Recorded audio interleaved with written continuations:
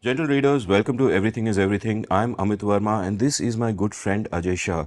And in a manner of speaking, even though I addressed you as gentle readers, I am actually one of you. Because while we do this show, I often find myself just being a gentle listener, as it were, listening to Ajay's wisdom, learning from him. I mean, I have lost count of the number of TIL moments that I have gained during the show, just sitting opposite this man and listening to him, and the number of insights, and it's really expanded my brain beautifully. I'm sure you will agree if you are a regular viewer. If you don't agree, why are you a regular viewer? It's because of me, isn't it? I'm so hot. But anyway, we've done a bunch of great episodes on finance. A bunch of episodes are on firms, which is related, but our episode 21, The Beauty of Finance, is to me a foundational episode in how we think about finance. It's one of the most popular episodes of the show as well by our modest standards. We've also done a great episode diving deep into the journey of Indian finance, in which you were actually a player, you had skin in the game, you shaped that field, you wrote a great paper on the shaping of that field and the part you played in it, and we did a wonderful episode on it, so please check that out. Today, what we are going to talk about, which excited me a lot when Ajay brought the idea up, is about financial crisis. That, every once in a while it will seem like the world is falling apart. Financial crisis ho gaya, inflation ho gaya, ye ho gaya, bailouts, this, that. What does it all mean?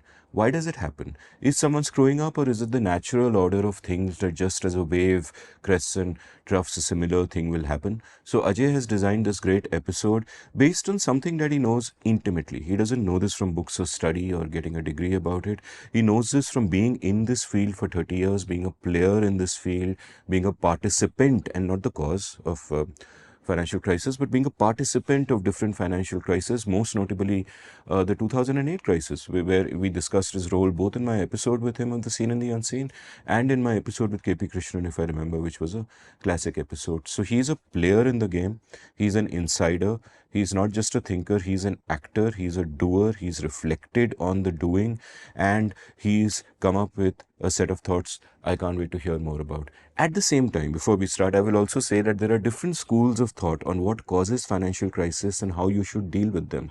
And on many of the things he's going to talk about, I actually disagree with him, right? So now, through the course of this episode, I'm not going to bring those differences up or belabor them. I am a skeptical outsider. I have never had skin in the game. I've never been part of the field. He is a man to talk about it, which he will do so. But right at the end, what I will do is I will do a brief chapter talking about some of the differences and pointing you to resources and saying, hey, please read this stuff, make up your own mind. But in the meantime, this is not, in my estimation of what is going to unfold, not just going to be a masterclass, but also another glimpse at a personal journey which you have taken, Ajay. And this, gentle reader, is why Amit Varma is the most loved man in the country, because unlike most men, he knows how to listen. His superpower is listening, and it is a rare skill to have.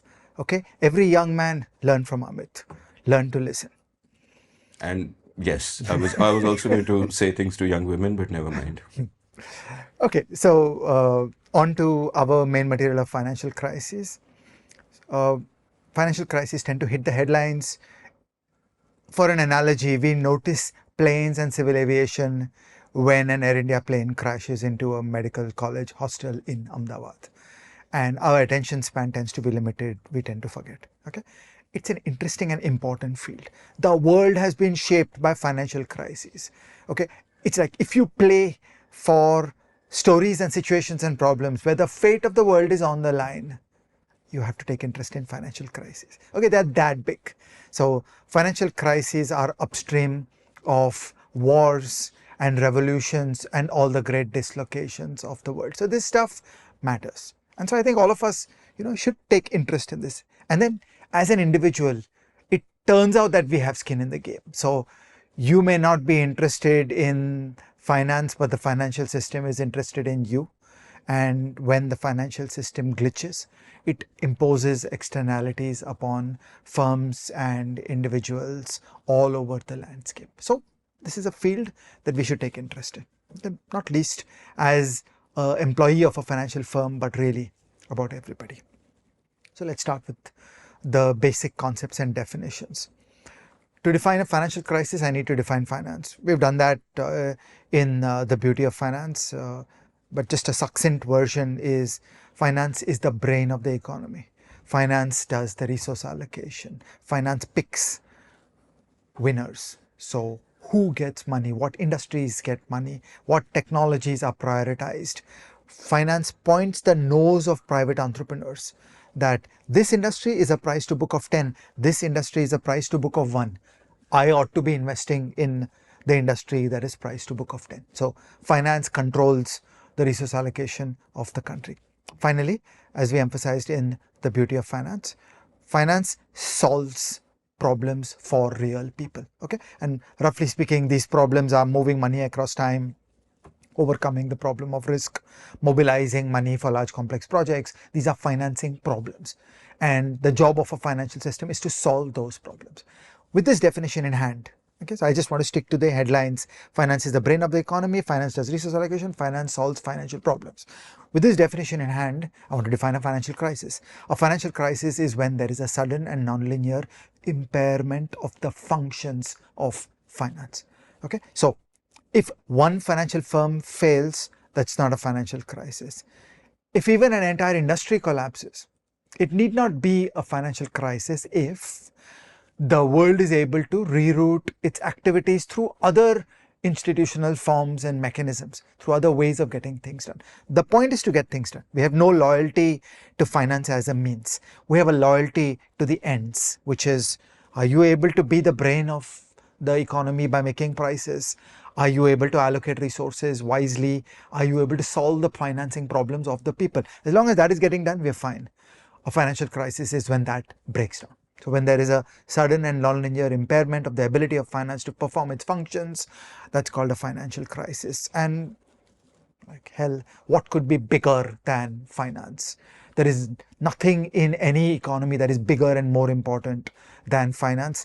Finance is the brain of the economy, so an impairment in finance is pretty important. It's huge. That when I've described these functions, make the prices, allocate the resources, solve financing problems, this is huge. The fate of the world is on the line. So when the financial system gets impaired, it has huge consequences, and that is why financial crises are important. Okay, so this is our definition of what we're going to do, and in this episode we're going to go through some amount of history. We will get a little bit of the historical experience of financial crisis. There are iconic stories that really everybody should know a little bit about.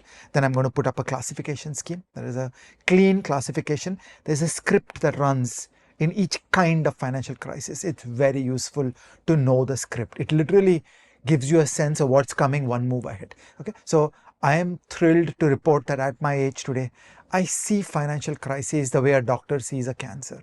Like, you know how this is going to unfold. It's not every day comes as a surprise. So there is something that can be learned, and it is a superpower to be able to look at the world and just have that common sense of what are the forces at work, how is this thing grinding against itself and creating a big mess.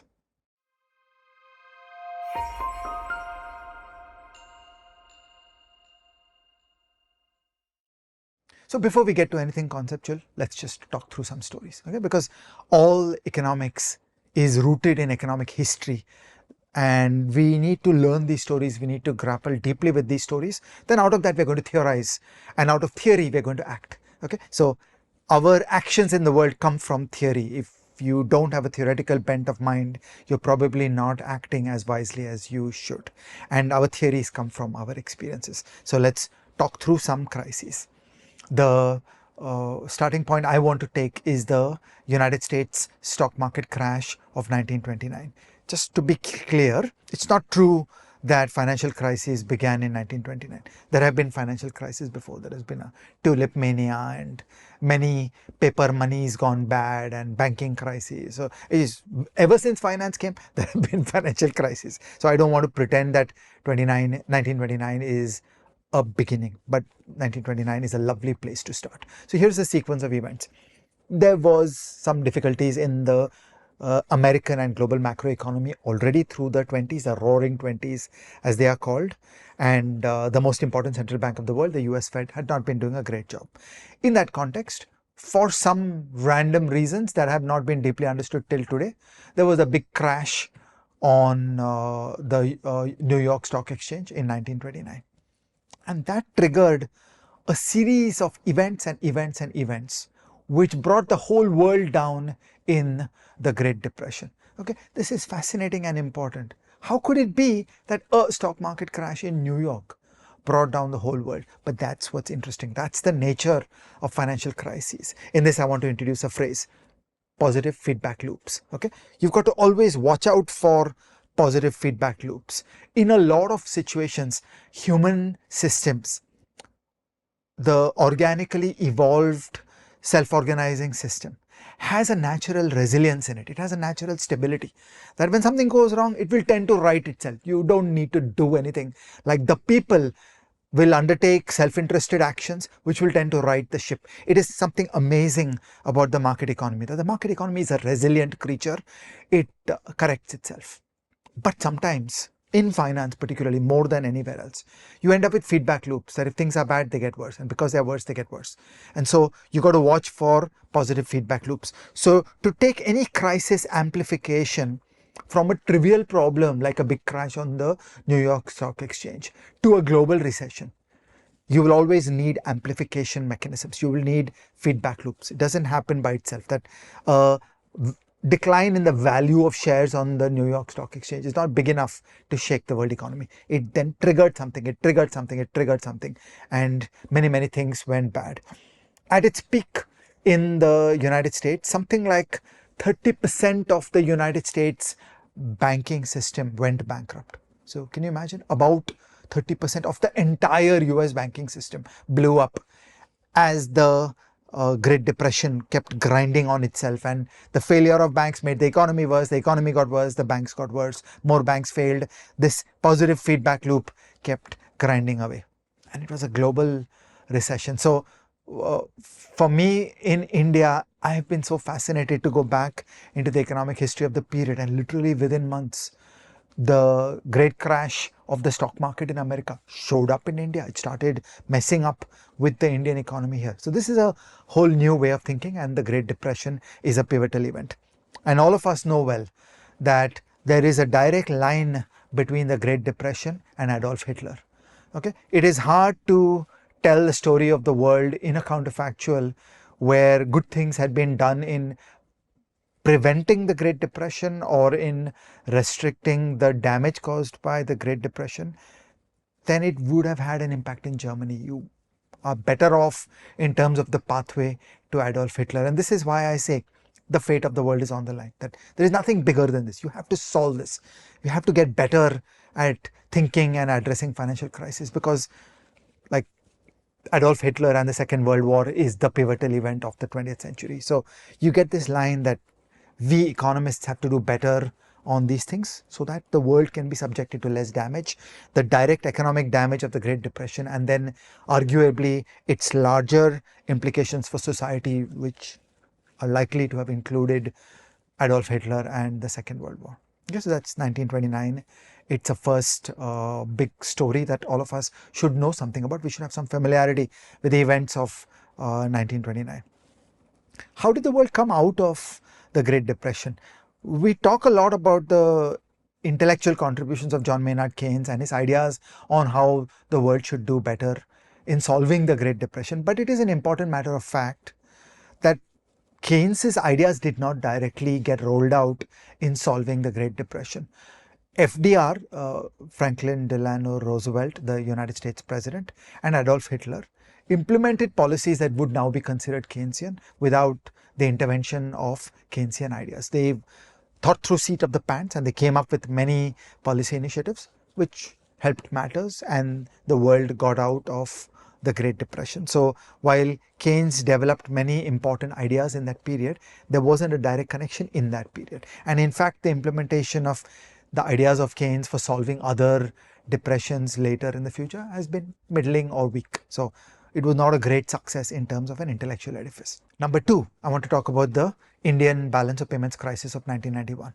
Okay, this is a very important event in Indian history. The sequence of events was that in the late 80s, the fiscal deficit got very big. Okay, now every EIE reader should know one profound, deep piece of macroeconomics, which is that the current account deficit, that is the amount of capital that a country wants to import, is the gap between investment and savings in the country. So in India, imagine if we are investing 25 and our savings are 20. Then we want to suck in 5 from the external world. That's what will happen as the current account deficit. People have this wrong idea that the current account deficit is made in trade. It is, but the fundamental accounting identity remains that your capital import is driven by your capital shortfall. So if you want 25 for investment and you only have 20 of savings, you'll import 5 of capital. It's inexorable. It's an accounting identity. Through the late 80s, there was a big surge in the fiscal deficit in India. So if you go back into history, by and large, Indira Gandhi was reasonably careful fiscally and the Janata Party was okay. From the beginning of the 80s, fiscal deficits got worse and worse and worse. And the political instability after Rajiv Gandhi, the fiscal deficits got really bad. Now what happens when there is a fiscal deficit is that the domestic savings go down. So holding investment intact, when you increase your fiscal deficit, you want to import more capital from outside. So the capital imports into India were going up in that late 80s period. Then came the Saddam Hussein invasion of Kuwait, and there was a shock to the remittance flow into India. And there were difficulties in sustaining the capital flow into India. Now there, we had mistakes in how India worked, that there were some very narrow patli gullies through which capital was allowed to come into India because of capital controls. So this combination, that there was a surge of capital required into India and India was not looking so creditworthy with all the difficulties that were going on, and the pathways, the highways through which money could come into India were weak, and there was a complete collapse, which was a balance of payments crisis. What happens in a balance of payments crisis? Every thinking person understands that there is going to be a gigantic depreciation of the rupee. Okay, so at heart, it is the near certainty in everybody's mind that, like the rupee is just going to go to hell because the Reserve Bank is upholding the rupee at a price that is not justified by these fundamentals. The rupee has to depreciate greatly. Once everybody believes that the rupee has to depreciate greatly, then every thinking person is trying to bet on that, is trying to speculate on that. So an exporter will keep their dollar proceeds abroad and not bring them into India. They'll wait for a rupee depreciation. An importer will prepone all their purchases of dollars because they think tomorrow the rupee is going to depreciate. Indians will sell assets in India, convert them into dollars, whether on the legal or illegal market, keep that money outside, wait for the rupee to crash, and then they bring their money back. The forces that are unleashed in this kind of situation are just out of the world, and that was the Indian balance of payments crisis. Okay? When I talked about the patli gullies through which capital can come in, this is a recurring theme in financial stability. A healthy, successful, resilient financial system is one that has many different institutional mechanisms to do the same thing. You should never be too reliant on one kind of institution. So when banks collapse in a banking crisis, as they are prone to do, there should be active non-bank finance in the country so that you're covered, that you are not able to get the problems of finance solved in one way, you get them solved in another way, and then we don't actually have a financial crisis. Then you have a problem in some banks and we'll resolve it. So the richness and diversity, you should not have a monoculture. This is an important perspective, that a healthy, successful financial system should have many different pathways. So when it comes to the external capital flows, we should have 20 big successful institutional mechanisms through which vast sums of money come in and out of the country with no involvement of the government. That's a safe, robust and resilient approach. Okay, so I'm very conservative in these things. Like, I don't like to take chances around financial crisis. You should always plan for resiliency. You should design for resiliency. The next crisis I want to talk about is the Harshad Mehta scandal on the Bombay Stock Exchange. So it was the early 90s. It was a great important moment in Indian history in terms of the unfolding of the 91 reforms. The large scale foreign capital inflows into India were just around the corner, and they would have been intermediated through the stock market.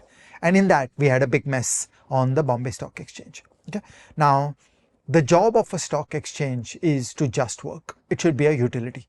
that I send in my money and I should get a trade done for shares, which is reasonably close to the fair price of the shares. And tomorrow I should get the physical possession of the shares.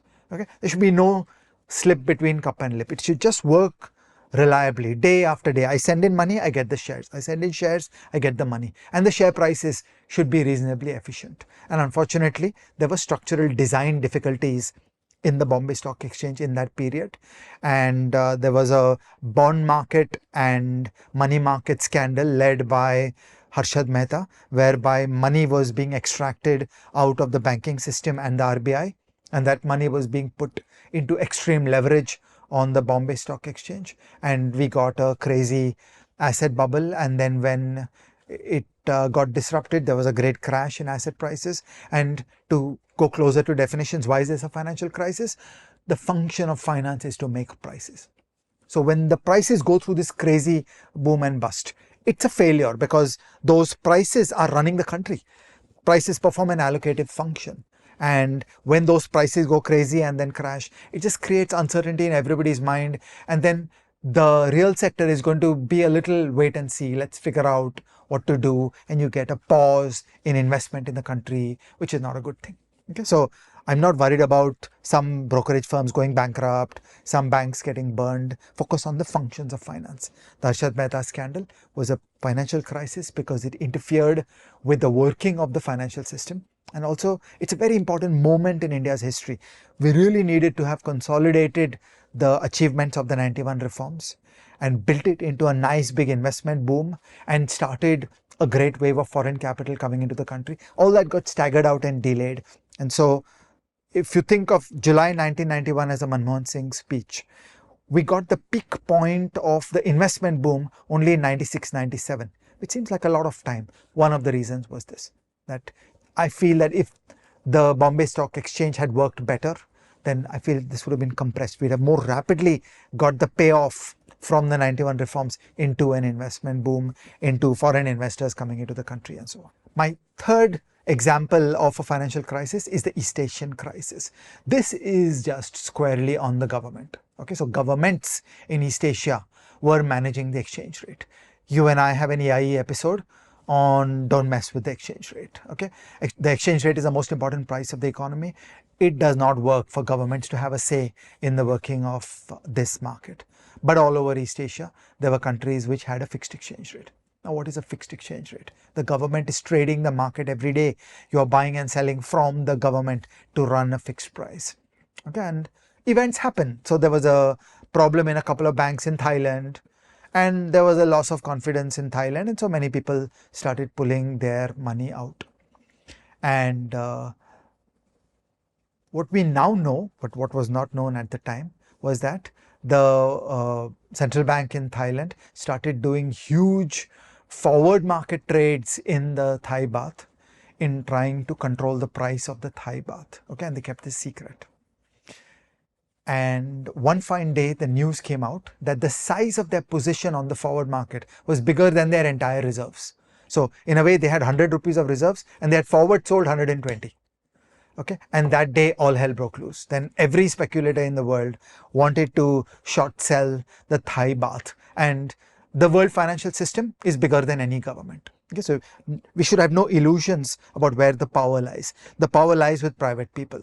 And once the private people understood that the Thai baht will not hold, then everybody started trading and speculating against it. As an aside, that crisis is where the word macro hedge fund was born, because some very smart people ahead of time had looked at Thailand from the viewpoint of macroeconomics, and they had understood that this shall not hold. It was the power of macroeconomics. So it is a great story in the emergence of economics knowledge feeding into the real world, that this is where macro started coming into the world of the hedge funds. And there are a few very smart people who understood these things deeply and made huge money of the collapse of the Thai baht. Now there will be lefties who will say that, oh, those evil capitalists made money at the expense of the poor people of Thailand. No, it's called capitalism. This is how it works. This is how it should work. This is the only healthy way we should be organizing the world. And then the speculators of the world started thinking, you know, if the Thai baht collapsed like that, are we that sure about Indonesia? Let's dig more into Indonesia. Oh my God, they have a basically bankrupt banking system and they have a fixed exchange rate, and we're not sure that Indonesia will hold. So the crisis percolated to Indonesia, to South Korea, and so on. So it spread from country to country. So it has this very interesting list of characteristics that they are currency crises. They're all founded in a bad economy, in a bad banking system, in bad macroeconomics. They're all grounded in good macroeconomics knowledge, in what is called the impossible trinity. We did that a little bit when we talked about the exchange rate, that you don't mess with the exchange rate lightly. Governments trying to influence exchange rates are setting themselves up for a lot of trouble. And the power of global speculative markets way outstrips the power of any government. So government policymakers should go into these things with suitable caution. And there is a phenomenon of contagion that after a giant move happens in Indonesia, then people can and legitimately will apply their brains. Okay, we are human beings, we are smart. So there's nothing wrong with the word contagion. So the lefties portray contagion as something bad. I say no. Like, are you a Bayesian updater? If you saw this happen in Thailand, you saw this happen in Indonesia, you should change your views about South Korea. And if you don't change your views, you are not being bright. And somehow the word contagion is used to suggest some kind of biological pathogen and to portray finance and financial markets in a bad light. This is wrong. Finance is made of rational thinking people. They're going to look at these things and revise their beliefs. Okay? So this is the East Asian crisis, which is a bunch of dominoes falling in the nature of one currency crisis after another, all of it founded on bad policies. It was the mistakes of the government, fixed exchange rates, short-term debt flows, not having long-term flows, bad banking system, bad macroeconomics. So it's like I have no sympathy at all for the policymakers of the countries where these things happened. They were running a bad policy configuration, and markets will punish you when you make mistakes. And you know what? That's a good thing. Okay? It helps to keep policymakers honest. Policymakers should not think that they have the infinite power to decide whatever they want to pander to some political compulsion or the other. This is economics you're talking about. There is an economy out there. You can twist perceptions, but reality will not budge. Next, I turn to 2000, where we had a big mess in India surrounding the Calcutta Stock Exchange, the Bombay Stock Exchange, and UTI. Okay, and there was a mutual fund scheme at UTI which is called US 64, which just had some catastrophically bad concepts. I want to put up a mea culpa that it is easy to say these things in hindsight. I was not as clear on these things in that period. So I remember Raju Chitare, who is at MP Chitare and Sons, was the first person to say to me that this stuff is profoundly wrong and it's going to blow up. It'll get you egg on their face.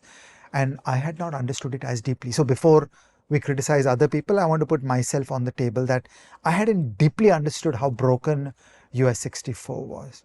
You were in the finance ministry then? No, I was an academic then. I had deeply understood how Bombay Stock Exchange, Calcutta Stock Exchange was broken then. By that time, we were up and running with NSE, the NSE Clearing Corporation, the depository, that whole beautiful institutional transformation was up and running. We understood the BSE Badla system.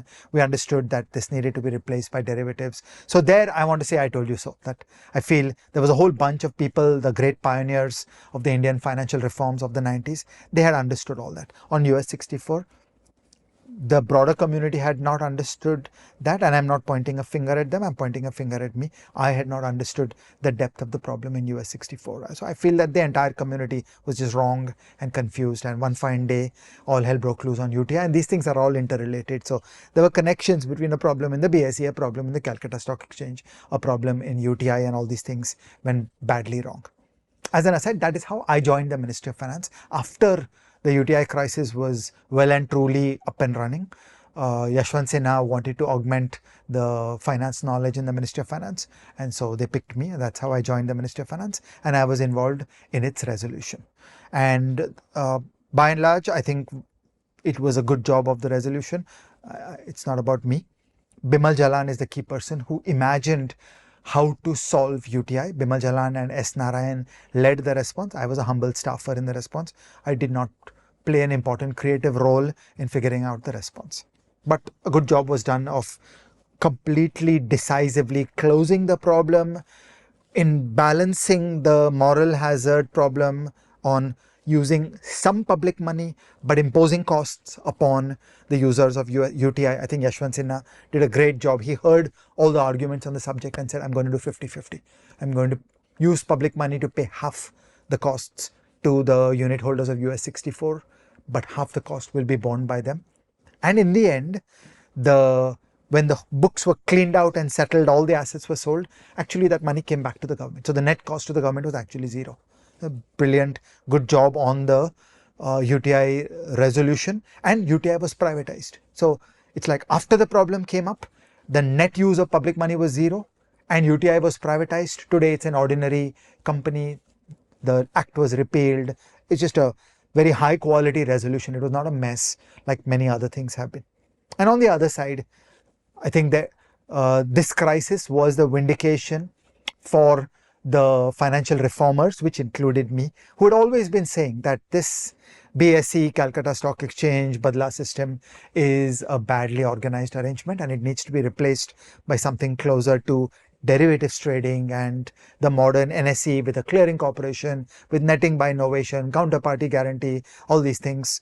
And that's what got done out of the crisis. So once again, Yashwant Sinha harnessed the crisis to push through a whole bunch of important changes. And I say 100 on 100, everything worked. That all those things, the theory worked out in the practice precisely as you would have intended, and India got a good equity market system for the first time in its history.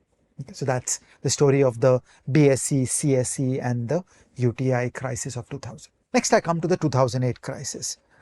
The 2008 crisis is the most interesting story of positive feedback loops. So for some time, there was a simmering problem in United States home loans and home loan securitization. And today we understand it much better. Again, I want to say hindsight is 2020. I was not an expert in the field, but some of the best people in the field had wrong models. They had the wrong mathematical models on how to understand the risk of those securitization products. Okay. Later on, the scientific understanding of those products got better.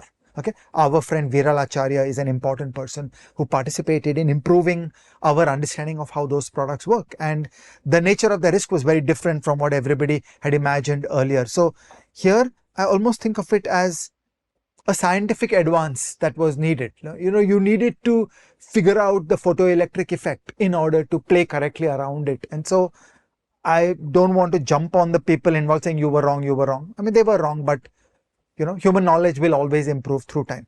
On top of that, there were terrible features of the United States institutional environment in terms of public sector companies who were giving guarantees where the profits were privatized and the losses were socialized, and there was a big mess there. Okay, so that's the initiation of the 2008 crisis. What left me bewildered and what left the whole world bewildered was that fine, when it blew up as it did, as it was going to, the knowledge was weak, the difficulties of government intervention were there.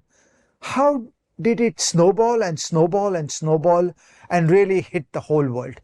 That's the positive feedback loops, and we were all inadequately prepared for that. So I kind of mentioned positive feedback loops in the context of the Great Depression, but that happened here again. By and large, I'm going to describe this in a moment. Government interventions around the 2008 crisis were brilliant, were big, were done reasonably well. And so the thing was scotched in the bud within 2-3 years. So it did not turn into the Great Depression where, essentially from 1929 to 1937, there was a big problem in the world economy. Here, within 2 years, by and large, the problem got solved. So I'm going to tell a knowledge journey of how we got better and how the 2008 crisis was resolved. Speaking from an Indian point of view, the 2008 crisis was here in force. That we experienced a sharp and sudden collapse in the working of the Indian money market into many aspects. There was a run on one bank. Okay, so immediately, like literally within hours, the impact of the Lehman bankruptcy showed up in India, and I worked closely with KP Krishnan and others on that crisis resolution. Finally, my last example of interesting and important financial crisis is 2018, when there was the default of ILFS. Okay, so ILFS blew up. It had dodgy practices inside it. there was a larger disaster going on in the country called the failure of the Indian infrastructure sector. And many aspects of a private dream of how we would do private-led financing and development of infrastructure went to hell. And as part of that, ILFS blew up. So it was a leveraged play on Indian infrastructure, and Indian infrastructure did badly. So I don't want to overstate the mistakes inside ILFS. It was a bet on Indian institutional development. There were people who were optimistic that India will figure out how to do private-led infrastructure, and it actually did not work out. And then after ILFS blew up, there was a cascading crisis that got worse and worse around Yes Bank and a couple of other firms. And so we had a positive feedback loops and mechanisms through which that crisis spread to other financial firms, to real estate developers, and there was a big mess in the economy, in the NBFCs, in real estate, in the aftermath of the ILFS crisis. So these were all sharp, big, nonlinear events that impaired the working of the functions of finance. Okay, so this is my brief presentation of a couple of examples. I would encourage you, gentle reader, to take each of these examples seriously. Go read about them, sort of get a couple of web pages and research papers on each of these and read them so that you should know these things. This is the shared vocabulary of everybody in this field. Everybody in this field will make analogies, but this happened in 2008, but this happened in 1992 and so on. And so we should all know these stories, that these are examples of financial crises.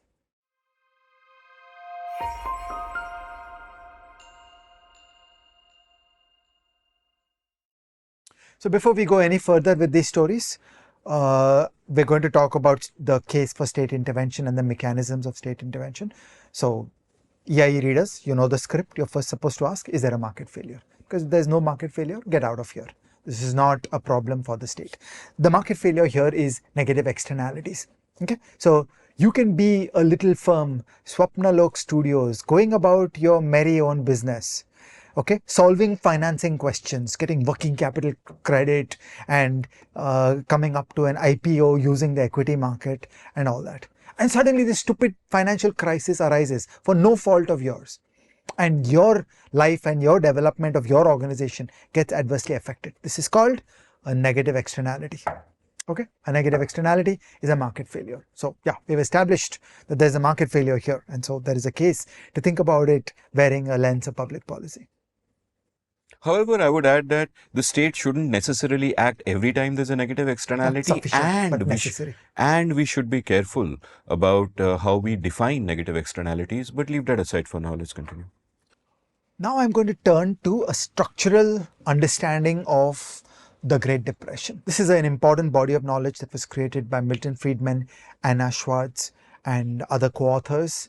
And it was built on beautifully by Ben Bernanke when he was a young man and an early stage academic economist. I'm not going to go through their stuff in detail, but I want to give you the key insights. I want us to have some tool chain in our mind for understanding the Great Depression. Okay. Step one, in the Friedman-Bernanke view, when the crash happened in New York and there was the problem in the New York Stock Exchange and then the bank failures began, the first defect was that in every country a banking system has to be backstopped by a lender of last resort, that you need to be able to lend freely at a penal rate against good assets to banks. This is Walter Begehot long ago. A very simple idea that only accept good collateral, lend freely against good collateral at a penal rate. So people should cry when they come asking for credit from a central bank. That's the utility that a central bank runs. It's called the lender of last resort. And that did not happen appropriately in the United States. So banks just blew up. Many banks went wrong. So this is mistake number one, that the Fed did not perform its LOLR function. Mistake two, there was a vast contraction in the overall aggregate money supply. So effectively, there was a very big monetary contraction. And this makes no sense at all. Like, why would you want to create a big monetary contraction out of thin air, out of the inaction of the Fed? That the Fed needed to see that we are generating extremely tight monetary policy. And why would you want to do that? Why is that optimal? That actually leads you to the next element of crisis propagation, which is through the deflation. So when you do an extreme monetary contraction, you get reductions of prices. When prices go down, it creates a debt crisis of its own, because I owed you 100, but because inflation has gone negative, the real value of the 100 has become 102, 105, 110. So everybody's indebtedness went up in a debt crisis because of the deflation. Okay, so this is the combination of things that went wrong. And as I said, at its peak in the depth of the Great Depression, about 30% of the United States banking system blew up. Okay, so this is part one. Now you come to part two on the Bernanke reasoning around financial intermediation and how this harmed the economy. Bernanke tells a story around the role that banks played in that United States. We should not make the mistake of thinking that that's the role that banks play in this India or in this United States, which is a mistake many people make. Okay, Bernanke was describing and analyzing that America, and it's a very good set of insights into that America. What was the insight? The insight was, it's a paper-based world. There are no computers, there are no models, there are no analytics, there is no rich data of the digital exhaust of our EIE episode on alt data. Okay, there's just bank branches, loan officers, and their physical files. So how does a firm get a loan? They go walk up physically to the bank branch and they say, can I please have a loan? And the bank manager knows those people. He has a judgment about them. Are they upstanding citizens? You remember all the cool things you described about using mobile phones, that are they the kind of people who buy a 10 rupee top up or a 1,000 rupee top up? Okay, all these little things. Are they upstanding members of their community? The bank manager lived in the places where the firms were present and had a personal judgment about each person. I'm sure they had their fair share of prejudice, that they would have mistreated women and blacks. But the bank managers had this information in their head about the borrowers, and they had the physical files about the transactions and the past borrowing repayment activities of the borrower. When the bank blew up, all this knowledge was kicked out. We lost this capital of the knowledge. That knowledge is capital. When that knowledge was stripped off, suddenly the transaction could no longer take place. That, okay, even if you have a new bank, so imagine you are my friendly neighborhood bank and I am your regular borrower. I come back to you from time to time. I take a working capital loan, I take something bigger, longer. You know me. Okay, so you know my payment history. You also know that when I get drunk in the evening, I'm extremely temperate in my ways. I only have milk in a bar. Okay, I'm that kind of guy. So you know that you should trust me. And we've been going on doing this for a long time. Now, for no fault of mine, your bank blows up. And for no fault of yours, because something happened in New York, they had given loans against shares and there was a great crash in New York and the bank was excessively exposed to loans against shares and the bank blew up. You're out of job. Now what do? I go to the next friendly neighborhood bank, which is run by Vaishnav. The trouble is Vaishnav doesn't have that history of you and me. This history is in your skull and this history is in your files. So I go to him, he treats me like, okay, I like you, it sounds good, let's get started with a 10 rupee loan because you have to build up your history with us. We have to learn to trust you. You know, we don't quite know you.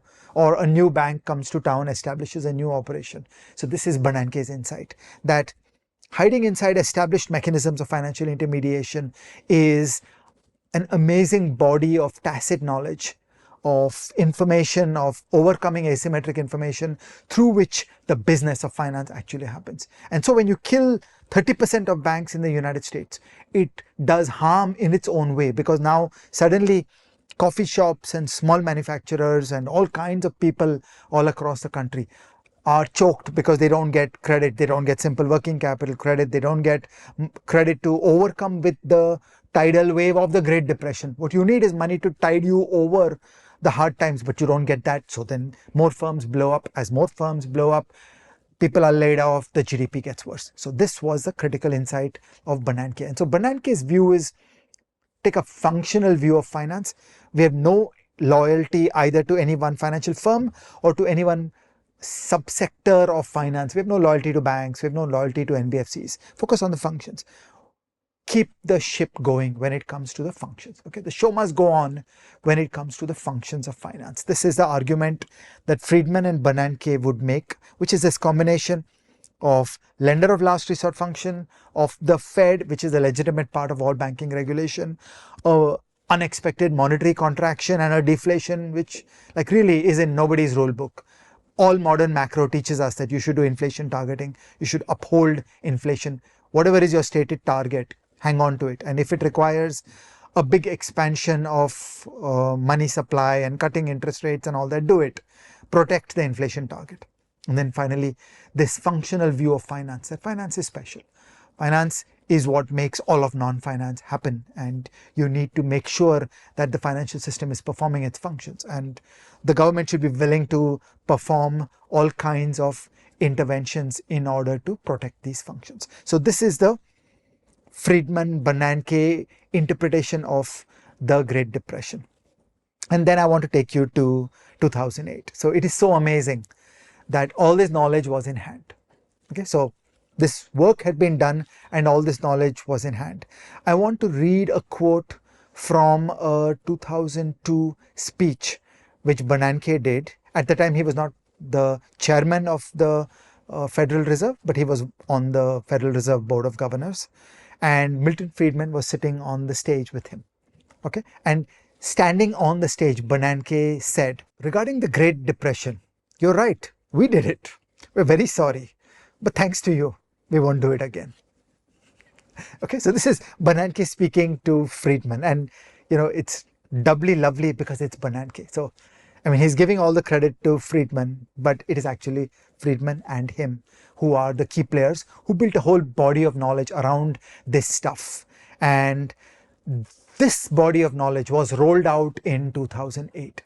Okay, so the team of the 2008 crisis, first with Bush and then with Obama, was Hank Paulson was ex-Goldman Sachs guy. He was the Treasury Secretary. Okay, it is great. You need this kind of industry knowledge to cope with a financial crisis. You need a Goldman Sachs guy who knows finance inside out, who's able to pick up the phone and talk with any of the players. Absolutely brilliant. That was the right thing to do. Timothy Geithner was leading the FRB New York, the Federal Reserve Bank New York, which is where a lot of the frontline regulation of the financial system in New York happens. And he was like a deeply knowledgeable, deeply talented. He was a lifetime civil servant who really knew how New York finance worked. And Ben Bernanke was the chairman of the US Fed. And once the Obama team came in, Larry Summers came into the White House. Okay, so this was the team that processed the 2008 crisis. And in my opinion, this is how great countries are made. That after the Great Depression, you build that body of knowledge and then you bring people like Bernanke and Larry Summers into these teams in the hot seat where the actual problem solving has to be done. And when it comes to Bernanke, it's one of those great examples of a thinker become put in the position of a doer, which is not a journey I think you see in many other places. Absolutely. And that's my story about the 2008 crisis. Before the crisis, the size of the Fed balance sheet was $0.9 trillion. At its peak in 2014, the size of the Fed balance sheet was $4.5 trillion. It's like 5x bigger. Okay, remember I said there was a big monetary contraction in the Great Depression. These guys were hell-bent that there will not be a great monetary contraction. But no, they went further. We will make sure that the financial system continues to perform the functions of finance. So it's okay if Bear Stearns will blow up. It's okay if Lehman will blow up. It's okay if many financial firms will go bad. We are not interested in protecting individual organizations, but we will protect the functions of finance. And the Fed and the US Treasury came through with a series of interventions through which, by and large, the financial system continued to perform its functions. Now, to take a balance sheet from 0.9 trillion to 4.5 trillion takes an intellectual and analytical bent of mind. See, practical people will do 10%, 20%, 30%. They will say, look, I did a lot, I did 30%. How much more can you increase the size of the Fed balance sheet? This is unprecedented. It has not been done in 100 years. It takes a thinker to say, we will do what it takes. And if it takes 5x, we'll do 5x. It takes a Bernanke to have that depth of clarity and commitment. No, we're doing inflation targeting. We fully get inflation targeting. There will be no mess. And by and large, inflation worked out reasonably okay. There will be no mess on inflation. We get inflation. We have full inflation targeting. They poured concrete on the Fed's inflation targeting framework. But we understand the Great Depression, and a big expansion of the Fed balance sheet is required now, and new mechanisms are required to get that money out. And so they were able to do all that. And so this is a very important moment where, as an Indian patriot, I get insights about how you make a great country.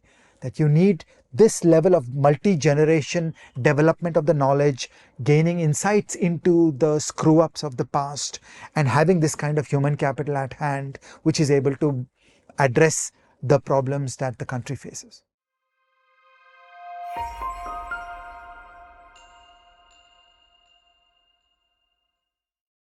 With this preamble, I now want to offer a classification system. Okay, so there are many financial crises in the world. On average, I think there are 5 financial crises per year in one country or the other. Okay, so out of 180 countries, 5 are getting a financial crisis like every year. So this is something that has been going on for a long time. And so your first stage is you want to impose a taxonomy on it. Okay, man is the higher animal, man does the classifying. So the first kind of financial crisis is a banking crisis. This happens again and again through world history. The great economist Merton Miller has a nice quote about banking. He describes banking as a disaster-prone 19th century industry. Okay, there's too much leverage in banking. It's very difficult to do banking regulation correctly. The incentives are bad. Okay, banking is a problem child. So you get banking crises all over the world. Now let's go inside. What's the nature? What's the structure of a banking crisis? Roughly speaking, it works like this. Okay, so let's take India. In India, the crude leverage ratio of banks is about 20x. So for a 5 rupee equity capital bank, you've got total assets of 100. So bank starts with 5 rupees of equity capital and establishes assets of 100. So what this means is that if the loss on the asset side is 5 rupees, the bank is bankrupt. Okay, that's just cutting it fine. It's a high wire act. It is scary. There's more leverage in banks than there is in derivatives trading. Okay, everybody has a wrong idea when they think banks are safe. Okay, banks are a disaster-prone 19th century industry, and they will go wrong because you have too much leverage. To add insult to injury, banks have opaque assets. What's an opaque asset? An opaque asset is one where you cannot use a market and do a mark-to-market of the price. So shares, for liquid shares, are publicly traded on NSE BSE. We can look up the price of Infosys on NSE BSE and we can do a mark to market of a portfolio. So we know exactly where we stand. But when there's a bank loan to a company, you don't know the market value of the bank loan. Even worse, there's a bank loan to an unlisted company, then you know diddly squat about that company. Okay, so there are these levels of difficulty that first of all, I'm trying to give a loan to a listed company. At least I see the share price. Okay, it's possible to make really good risk management systems that will consume the share price and will figure out the riskiness of that loan. But then I'm trying to give loans to unlisted companies. Then I'm in a different level of difficulty altogether. You know nothing about that company. How do you monitor that company? How do you keep tabs on what's going on? So banks are holding opaque, highly leveraged assets. And then, as if that was not enough, those assets are illiquid. There is no public market where you can sell a loan. So if something should go wrong, if you change your mind, you're just stuck. You're holding that asset and you are not able to respond to events in the world. So this is what is wrong with banks. There's too much leverage. They're holding opaque assets and those assets are illiquid. And then it becomes a high wire act that how do you run a 20x leverage operation without tripping up? So I actually feel very deeply for banks. Like what you're doing is hair-raisingly difficult. And so all over the world, again and again through world history, banks have blown up. Banks also suffer from very bad political economy. As a great bank robber said, why do you rob banks? Answer, because that's where the money is. So because large pools of capital are sitting in banks, just in every toxic political economy environment, a variety of people want to try to lay their hands on that money. So my co-authors and I have a paper on the Indian financial repression system, where a whole chunk of bank money is taken and given to the government. A chunk of bank money gets sent into directed credit. Then you get political pressure on banks to give loans to friends of the political party who is in power and so on. So this is just a mess. And so then every now and then somebody wakes up and says, oops, I'm actually bankrupt. Okay, and then like the Thailand Indonesia story, these things are correlated. So watch how the correlation arises. Step one, your mistakes in banking regulation. Okay, so particularly in less developed countries, you will not do a great job of banking regulation. It's difficult. Okay, you and I would struggle to do banking regulation. It's not easy, and under third world conditions of state capability, it's going to be really badly done. So the banking regulation will work badly. That bad performance of banking regulation is correlated across all the banks. So now you've got a common vector of influence hitting all the banks. Now bank failure is not uncorrelated because the mistakes of the banking regulation are correlated across all the banks. That's part one. And then part two, you get business cycle phenomena. There will be ups and downs in the economy. After Asian crisis in 97, the world is not kind. They won't give you time to recover and catch your breath. The world will punch you repeatedly with August 1997 Asian crisis, January 1998 mistakes of monetary policy in India, so a sharp increase of the interest rate in order to defend the exchange rate, the standard exchange rate management bugbear that happens in India so often. So interest rates were sharply raised to defend the exchange rate. That was January 1998. Then May 1998, Vajpayee tested nuclear weapons and that caused problems for India from all over the place. And then in Y2K, we got the Y2K bust and the dot-com bubble blew up, and then we got 9/11. Okay, so it doesn't rain, it pours, and the Indian economy was punched with one after another of these blows. Now, what do all these blows do? They harm the real economy, and the real economy has borrowed from the banks. Watch me on one sentence. The banks are a leveraged play on the real economy because you have 20x leverage. So when times are difficult in the economy, times are bad in the banks. Okay, and so you've got correlated mistakes in banking regulation, you've got correlated exposure to a real economy, a business cycle phenomenon comes along, banks start falling. Okay, it's not surprising. And once two banks fall, now suddenly depositors become jittery. Okay, so you hear that your friend Vaishnav got an SMS from a bank saying we will limit your withdrawal of money from your bank account to 5,000 rupees per day. And you think, oh my God. And now money starts flying out from other banks because you don't trust anything. These are the ways in which a banking crisis happens. So once again, one isolated failure of a bank is not a banking crisis. These things happen.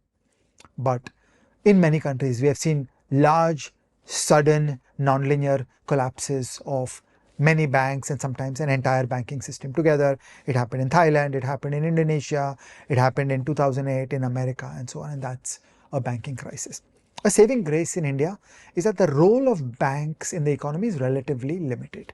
So if you look at the financing structure of the 20,000 non-financial firms of the CMI database, they're not using banks too much. So in a way, we have failed on building a banking system, but in a way, a part of me is not that worried because it will take a long time to learn how to have a proper private banking system with high state capability on how to regulate banks. So the damage that banks do in India has become relatively limited because non-banking finance has just taken off. All kinds of other mechanisms, the equity market, bond market, overseas financing, that has become the mainstay of building large complex non-financial firms in India.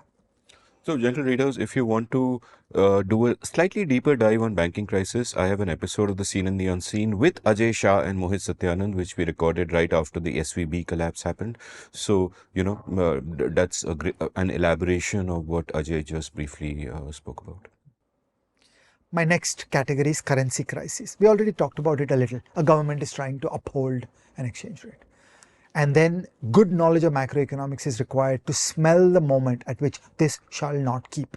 And the greatest hero of this is George Soros, who thought deeply about the conundrum faced by the Bank of England. And in one day, he made a profit of over $1 billion by betting that the Great Britain pound would actually break out of the European exchange rate mechanism, and there would be a huge depreciation of the Great Britain pound, and he was absolutely correct. Okay, so this is deep knowledge of macroeconomics where you understand the impossible trinity and you understand that managing that exchange rate is going to require a very big escalation of the local interest rate, and then you think of the political trade-off, the economic consequences. And Soros felt at the time that if you sharply raise interest rates to defend the pound, it will really do damage to the economy. Things are already bad in the economy. You're coming closer to elections. Why will you kick your economy in the face, like was done, for example, in January 1998 by RBI in India? And his bet was, no, you let the pound go. And that's what actually happened. But there is an element of a snowballing here. Once 5, 10, 20 traders are betting that the pound will collapse, then suddenly 100 others think, you know what? The actions of these traders might actually make the pound collapse. And then 100 others come along. And the combined power of the global financial system is bigger than any government. So no government can stand up to the combined power of the global financial system. And that is the way it should be. In fact, it sets in view what Soros himself called reflexivity. Yeah, that the world changes through our actions. And that's my quick summary of the idea of a currency crisis. And people see currency crises in an excessively finance way. Currency crises are macro. Okay, it is impossible trinity. It is exchange rate regimes, exchange rate management, the conditions in the local economy, its monetary policy, and the missing link in India for many years was just very few people deeply understood the impossible trinity. And for a long time, that was the unique edge that Ela Patnaik and I brought to this field, that we deeply understood the Mundell-Fleming model. And again, we were able to add value in Indian macro because we understood the impossible trinity better than many others at the time. I think now the knowledge is much more widespread. Maybe someday we should do an episode on the impossible trinity, but before we get there, a mid-episode recommendation for you, a song by Wilco called Impossible Germany, where, it begins with the words impossible Germany, unlikely Japan. Absolutely magnificent. Nothing to do with finance, and thank God for that. So, yeah, what's the next crisis? Give me more crisis. I want crisis, Ajay Shah. The next kind of crisis is called a debt crisis. Okay, and it can be private sector debt, but most often it is government debt. Okay, so here is the story, here's the mechanism. In this, I want to show you a deep intuition on how to think about debt. Okay, so imagine that Amit Varma has an annual income of 100. Okay, and sounds pretty close. 100 Bitcoin. Okay. That sounds very far. So imagine Amit has an annual income of 100 and that income is growing at a certain rate. Now imagine if you have a debt situation whereby your interest payments are growing faster than your income. Then you have a serious problem. Okay. So the key thing to focus on is the rate of growth of interest versus the rate of growth of the top line. That if a firm or a country, so for a country, you're looking at the GDP. There's a certain GDP growth rate that's going on. If the interest cost of that government is higher than the nominal rate of GDP growth, you should measure both nominal. Then you're in trouble because it's going to become difficult to keep pace with the rising debt and the debt service obligations. And again in world history, this combination of the interest rate and the GDP growth rate and the size of the debt has gone wrong. So what happens? You get into the cycle that you are borrowing in order to pay interest. Okay. So the way to think of this line is it's okay to borrow from one person to repay another. It's okay to borrow from Peter to pay Paul, as long as you're just transferring your debt. So you had 100 rupees of debt and you borrowed from Namsita, you took that 100 rupees and you paid Vaishnav, who was the previous lender. Fine. Net, your debt stays 100. That's permissible. But by the time you are in a situation that you have to pay 10 rupees of interest on your debt of 100 and you're borrowing from Namsita to pay interest to Vaishnav, now you are in deep trouble because that interest payment is escalating your debt and you can get on a treadmill. And that takes me to the core intuition of debt crisis. Look at the interest rate that a corporation is paying. Look at the interest rate that a government is paying. If that interest rate is higher than the growth of the top line, then the organization is in a lot of trouble. So if you're paying 10% interest rate and your top line is growing by 3% as a company, you're in deep trouble. You need to really think about how the debt dynamics is going to work out because you are now escalating your debt. And same way for a government. When nominal GDP growth lags the nominal interest rate that you pay on your debt, then the debt GDP ratio just starts escalating non-linearly, and then the interest payments start eating up your entire budget, and then you start facing decisions like, am I going to pay the pharmaceutical company where I'm purchasing drugs for primary health centers, or am I going to default on my bondholders? That's what a debt crisis looks like. Okay. As an aside, I mentioned that paper on financial repression. In India, we do a different level of distortion. We basically violate the Magna Carta. Okay, so we forcibly grab money from the economy to fund the government debt, so the government gets a great discount on its interest rate. And so it looks like government borrowing is quite cheap compared to GDP growth rate. Now that's a terrible solution in its own right, and we should discuss that separately. So oftentimes it doesn't look like you are in the range of a debt crisis in India, but that's because there is a deeply toxic form of taxation where money is being grabbed from the formal financial system and being used to lend to the government at artificial interest rates. You mentioned the phrase impossible trinity. Have you heard the phrase incredible trinity? No. Let me explain this to you. The incredible trinity, for the purpose of this example, is me, Namsita, and Vaishnav. Here's the deal. I owe Vaishnav 100 rupees. Vaishnav owes Namsita 100 rupees. Namsita owes me 100 rupees. Our total debt is how much? 300 between all of us. We owe 100 rupees each. But I borrow 100 rupees from you. I repay Vaishnav's debt. Vaishnav repays Namsita. Namsita repays me. Now all three of us are clear except that I owe you 100 rupees. So the total debt went from 300 to 100. Isn't it magical? And it's actually zero because I'm not going to fucking pay you back. And these are the kind of things you have to think of in financial crisis. In every country, there will be a complex network. This one borrowed from that one, this one borrowed from that one. When this one defaults, it can create a domino effect and mess up many others. So this is the positive feedback loops. How do you get amplification? What you have touched on is the network aspects of how the financial system works, and it is essential to understand crisis amplification, to understand positive feedback loops. You think you're trying to be funny. Sorry, I am a one-track mind. When I do finance, I do it seriously. You just dissected a frog, but well done. The next category of financial crisis are securities markets that malfunction. Okay, it's our Harshad Mehta problem of 1992. It is the UTI problem of 2000. The securities markets are the commanding heights of the financial system. Okay, so finance is the commanding heights of the economy, and the securities markets are the commanding heights of the financial system. The securities markets are the inner sanctum of how finance works. And when the securities markets stop working well, you've really got all hell breaking loose.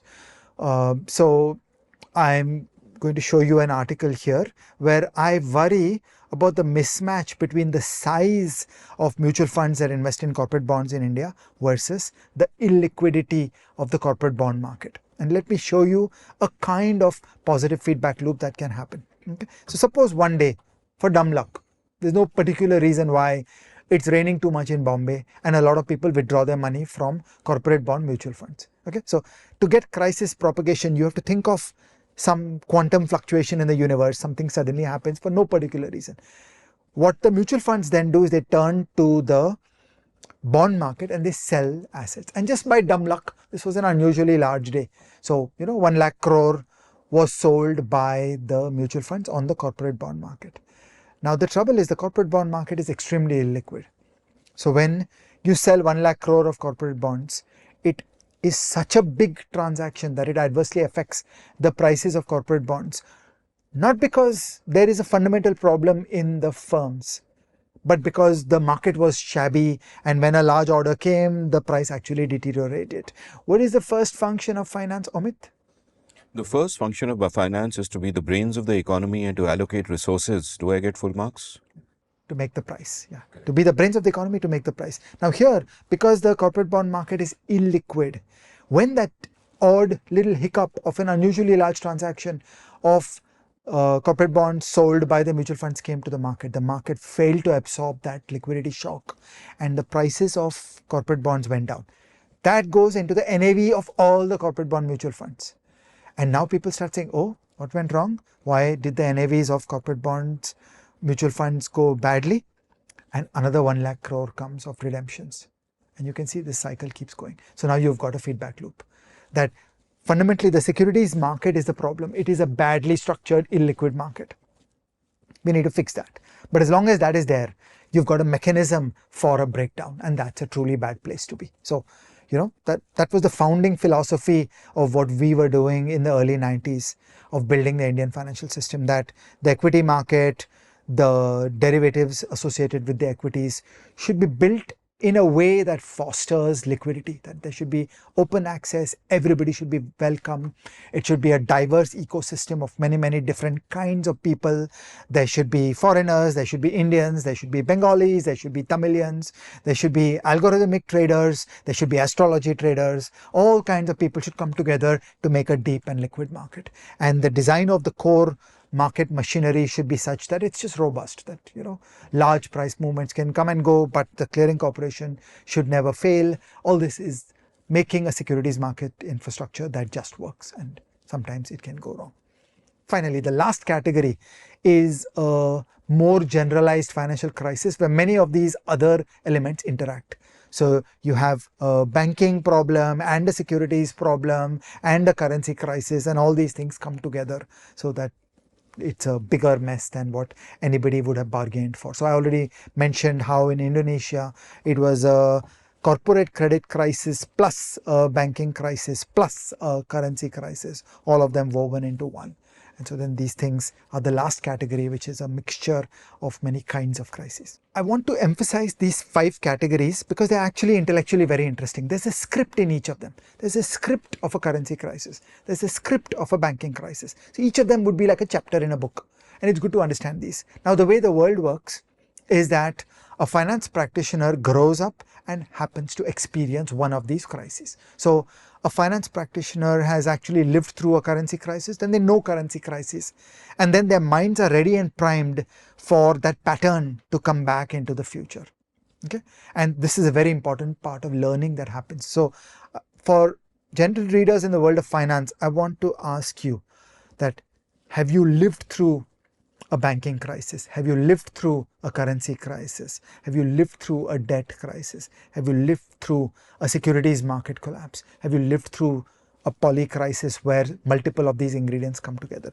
For each of these, once you've lived through one of them or two of them, you develop an intuition and you get a common sense, a strategic sense about how this is going to unfold, and that is invaluable in recognizing these conditions ahead of time and in effectively responding to them. And then you don't have to be a hen to know about eggs. Gentle reader, if you have not lived through any one of these 5, then you need to run, not walk, and learn it from books.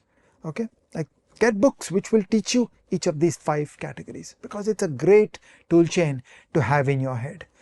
To do strategic sense in the business of finance, you need an understanding of crises. Day after day you think, I'm pushing product, I'm making some money. But the point is that's a pleasant apple cart that gets disrupted, and you need to understand the disruptions as well.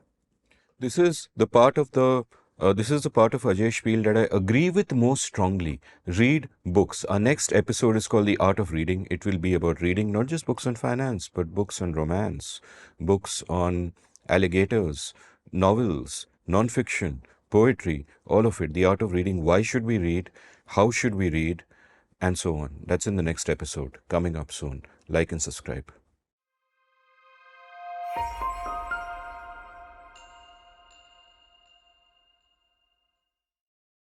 So Ajay, you know me, I'm always trying to get to first principles and I'm always looking for the fundamental insights. You've told me a bunch of great stories. These categories are fantastic. Take me to the why. Why is this happening? There's a bunch of factors at work through which financial crises are happening. And let me run through some pieces. And we don't have a grand unified theory, but we have many elements of the explanation. The first problem is human cognition. Okay, a person who grows up through 20 years of some go-go expansion loses the common sense that things can go wrong, and you start believing in that expansion forever. Here's a Darwinian evolutionary theory going on in that. In a 20-year expansion, the people that made bigger leveraged bets and took bigger risk did better at the end. Okay, so there are 2 people playing in the world of finance. They could be fund managers, they could be employees, they could be investors, whatever. 2 people playing in that world. One is thoughtful, cautious, controls their leverage. Another takes a huge leverage bet. The guy who took the huge leverage bet is a hero after 20 years. The entire business press is writing about him. No, now the world has changed. The entire Instagram is shouting about his greatness. Okay, on Twitter he's considered a hero. Because it just so happened that in good times, the more leveraged people, the people who take on crazier risk, they look great. And then that culture spreads because everybody looks up to a winner. Yeah, it's the nature of how we are, that we look at the people who seem to have succeeded and we try to copy their behavior. So a crazy kind of risk taking tends to percolate and people start behaving as if there is no tomorrow. People fail to watch an EIE episode on financial crisis. People fail to read books about financial crisis, drawing on the EIE episode on how to read books. And they just become blithe and happy. So this is the problem one, that human beings are shaped by age 20 to age 40. If you've lived in a certain happy period, age 20 to age 40, you really lose the ability to do things correctly at the later years of your life. This is again where an execution orientation versus a greater intellectualism of a strategy orientation take you to different paths. If you've just been a practitioner, look, I was peddling home loans for 20 years. I did a great job. Okay. And you think that's all there is. Actually execution is all that matters. You don't need to think, like watching these verbose males on long-winded shows is completely a waste of time. And then those kinds of people are just there all over the landscape. They're placing bets. It's their behavior that makes the financial system. And when there are many, many such people, you set yourself up for an over exuberance and a collapse. Okay, so this is problem number one. There's a version of this problem happening through the bad behavior of bad statisticians. Okay, bad statisticians use models which are fit on the recent experience. So you take the latest 5 years data, you take the latest 10 years data, and you fit your models. And then by dumb luck, when 5 years go well, when 10 years go well, the models are giving you a runway for crazy risk taking, because the models are saying, no, the world is very good, things don't go wrong, because in my data they never went wrong. Okay, so what is required is a very thoughtful approach to these things, that if you just behave like a mechanical data science person, I've got a data set, I'm going to fit a model, I'm going to get estimates of risk, and you're not stepping out and looking at this as a social system, as economic history, as deeper forces playing on people, then we will fail to understand this. Those who fail to learn from history are doomed to participate in its repetition. So my first problem was the human foibles of just getting comfortable and complacent, of people failing to learn beyond age 40. So people are programmed with the experiences of 20 to 40, and then they believe that world holds from their 40 to age 70, when they are important, influential, powerful people, and that's quite harmful. What is needed is a far more intellectual sense of the world. My second argument is around human cleverness. Okay, so conceptually, finance is a cat and mouse problem, is a spy versus spy problem. Gentle reader, you have to be my age to know something called Mad Magazine and a cartoon strip called Spy vs. Spy. He's 13 years old when he thinks of Mad Magazine. Are you 13 again? Something like Spy that. vs. Spy was amazing. Yeah. So what is happening is the regulators try to make a rule where we'll measure your leverage, we'll not let you have more than 20x leverage, we will not let you have more than 18x leverage.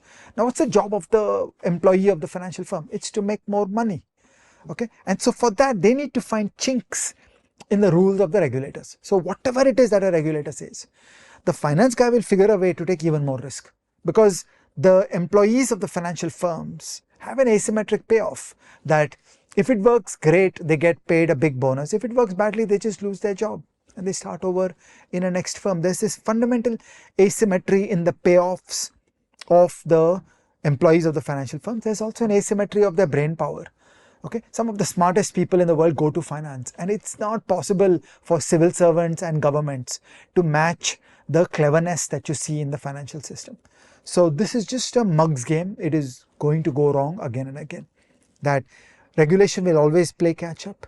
They will always lag the clever things that people do, and the clever things include many important innovations. Okay, we make the world better through innovation. So I'm not asking for a government to clamp down on that. I'm just observing this is like, you can't solve the human foibles, you can't solve this race. That clever people in finance will genuinely innovate and come up with better solutions to financing problems, and that's great. And they will look at the entire regulatory structure and find chinks in the armor through which they are able to take more risk in a way that the regulator doesn't quite understand, and then they get this asymmetric payoff. And so because of that, There will always be a little too much risk taking in many, many corners of the financial system, and there's nothing you can do about this. This has been with us for 50 years of modern financial regulation, and I believe this will be with us forever.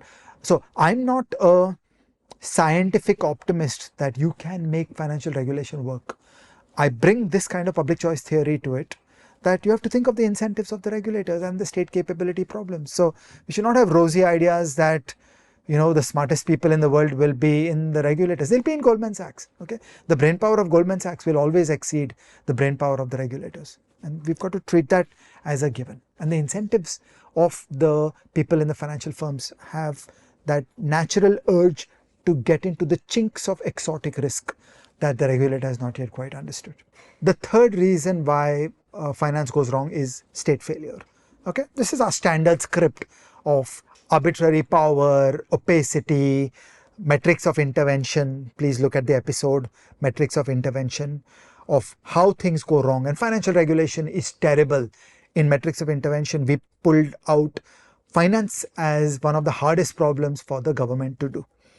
And there will be public choice theory, there will be political economy. Why do you rob banks? Because that's where the money is.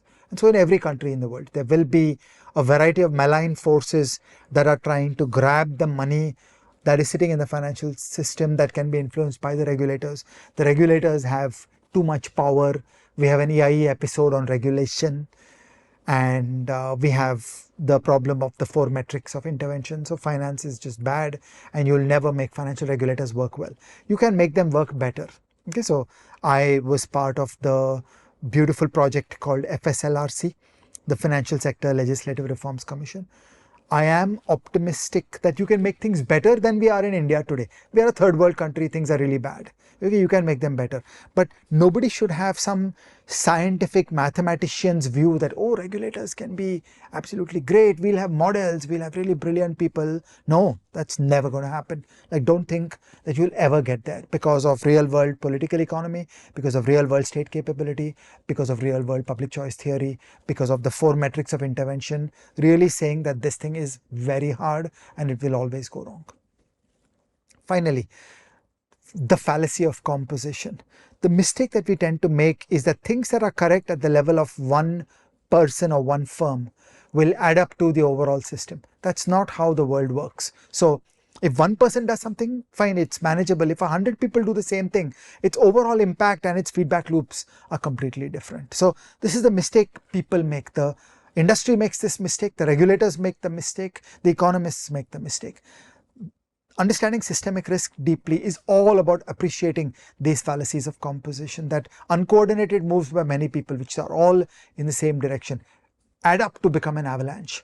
And you didn't think of that avalanche when you thought one thing at a time. So when regulators think of making one bank at a time safe, they're not thinking through the larger implications, and that's how we get into trouble. Okay, so these are my 4 structural ideas about why financial crises happen. It is interesting, it's our curiosity that we'd like to understand these phenomena. But I also want to say these things will happen. They will keep on happening. Like, don't yearn for some hypothetical, beautiful world where there are brilliant mathematicians who will do the correct financial regulation. That's an illusion of control. That is, a man of the system, not appreciating the richness and the complexity of the world. We will build something and it will foul up. It will foul up over and over. And I am an optimist, and my constructive bias in the world is, yeah, you need to do better. You need to do more by way of sensible, competent financial regulation. But I always think of financial regulation as a messy, faulty thing. It will go wrong again and again.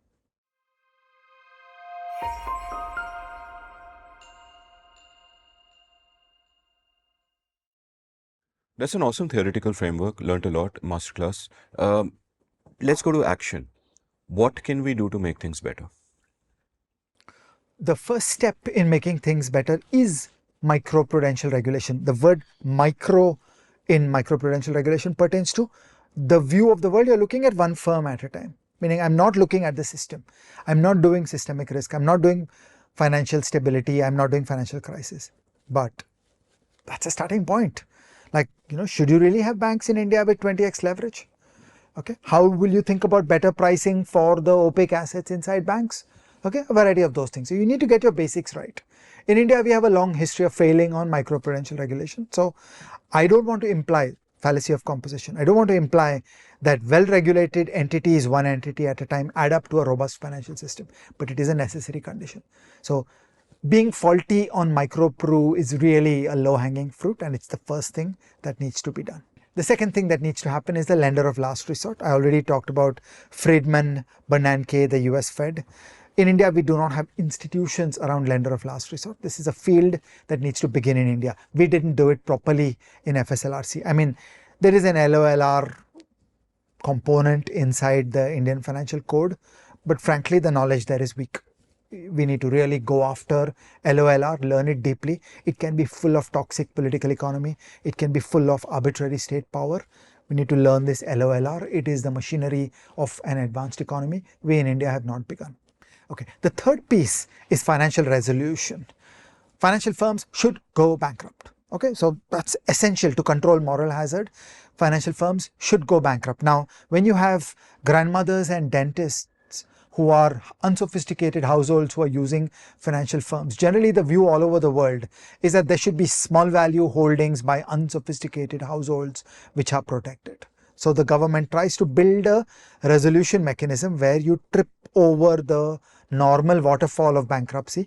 Gentle reader, Amit and I have an episode on bankruptcy, which you should see, where we also touch upon financial resolution, where you want to take care of unsophisticated households. Why? Because you want the benefits to society that come from a very large number of unsophisticated households using and participating in the financial system in an environment of confidence. You don't want grandmothers and dentists worrying, will my bank go bankrupt? Will my bank go bankrupt? You want to be protected for small value. Now, political economy always goes wrong. So the amount of deposit insurance that is there in India covers the richest people, meaning it is way excessive in terms of the size of the deposit insurance protection that is there in India, but leave that be. For every country, you need a proper financial resolution framework, and it goes with a deposit insurance framework, a way to protect the small holders. The best design of this was done inside FSLRC. I think it's a high quality design.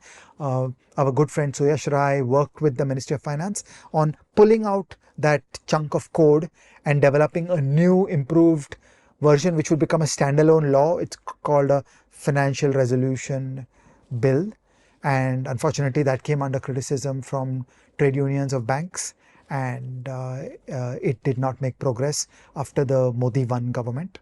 But it remains important and pertinent, and it is an important project to restart. We have a great episode in which we discussed FSLRC in some detail. Also, I think discussed in our Seen Unseen episode together. So please watch those. Okay, these were easy, clear planks of work, but I want to now put up a messy plank of work. As an erstwhile Ministry of Finance staffer, I've also understood that the institutions that we built for this stuff will always play catch up. Crisis will come along that you had not designed for.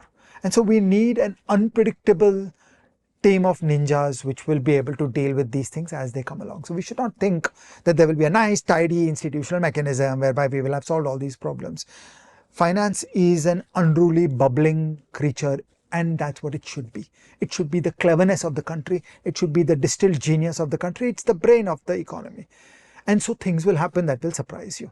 And my understanding of the Indian institutional landscape is that is one of the functions of the DEA, that the Department of Economic Affairs at the Ministry of Finance has to roll up its sleeves and have the spare capacity and the intellectual bandwidth to be able to deal with the things that all the others were not designed to solve. So all the others are designed to solve certain things. Then there's a residual claim of unpredictable things that hit the fan, and at that point you need DEA. And you need that standing army, so to speak, of the competence and the people at DEA who will be able to diagnose these problems, figure out a crisis response, have the moral authority, the fiscal authority, a little bit of pushing government organizations in non-rule of law ways to be able to bring the regulators together and get things done.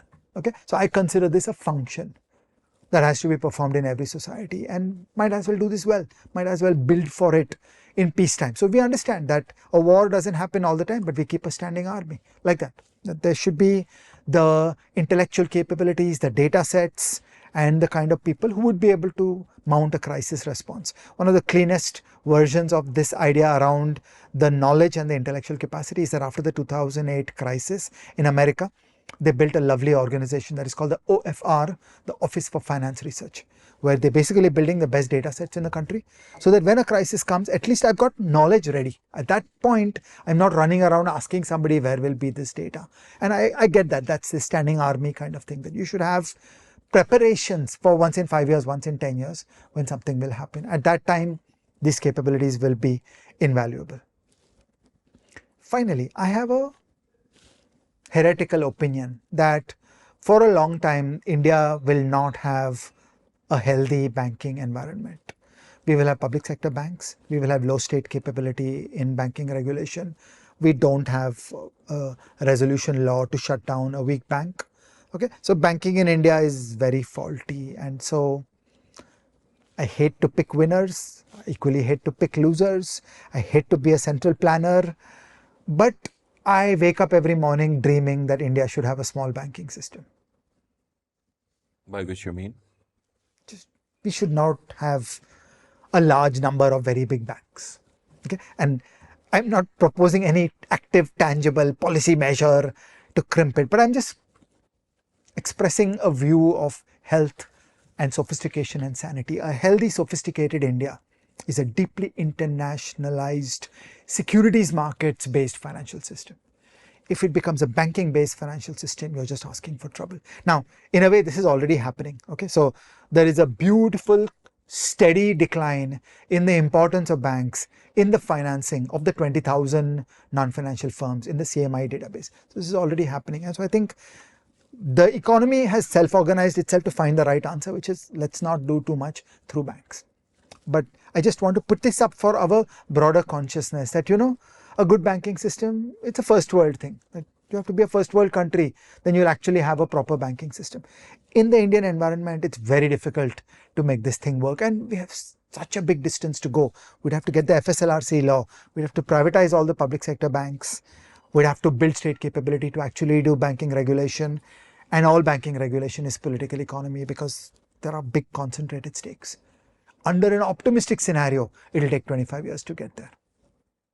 So in the meantime, we should really not grow a big banking system, and what's happening in terms of the steady irrelevance of banking in the working of the economy is a good thing. When you say things like we should not grow, we should do this, we should do that, this we is bringing this like central planning mindset feels to it. I'm very deeply embarrassed. So I said, I hate to pick winners, I hate to pick losers, but I am proposing a loser.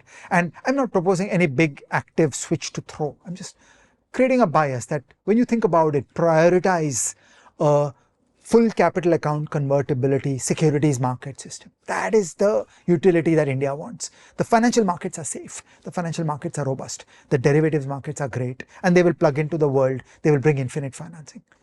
That's the clean, healthy thing that needs to be done. I mean, you're free to imagine your dream world, but don't use state coercion to get there.